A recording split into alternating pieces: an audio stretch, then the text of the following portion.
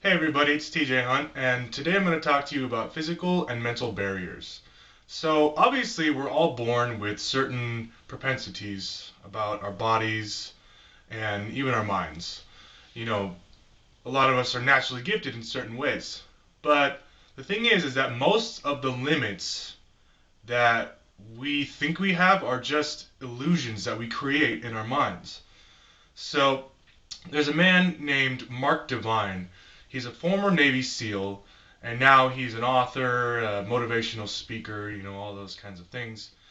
And he talks about how your body is capable of 20 times more than you believe that it is. As a Navy SEAL, it's easy to see how he would come across that kind of information, because, they push you to such extremes that they either make or break you. And then the people who are able to get past those barriers realize that they are capable of so much more. So let me give you an example. When I was younger, I I smoked a lot of weed. And one time we were cliff jumping and I had the crazy stupid idea to go cliff jumping while stoned, which I never recommend. It was a very stupid idea. So it took me a long time to work up the courage to actually make the leap because when I was stoned, I was very paranoid and scared of a lot of things. And so, cliff jumping, sober was no problem. I'd jump off the cliff, no big deal.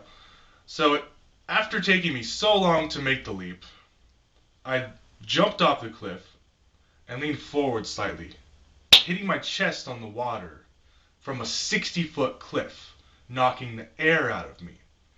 Now, growing up, I was an athlete from a young age, beginning at, probably, let's say, 8 years old was when I started wrestling. And wrestling is a very physically demanding thing, but nothing compared to what it took for me to swim back to the surface of the water after jumping off of a 60-foot cliff, landing on my chest and having the air knocked out of me. I don't know how deep I went into the water. It's probably 8 to 10 feet. I don't know. But my first thought after looking up and seeing how deep I was I'm going to die. I Nothing prepared me for that moment. And yet my mind entered a state of what they call flow, which is where your conscious thoughts are totally in a line with what you're doing. You're just completely focused in the present moment that nothing else exists. So in that moment, the only thing that mattered was getting to the surface of the water and getting air. Because not only did I have the air knocked out of me, but my chest was injured. It was bruised for weeks after that.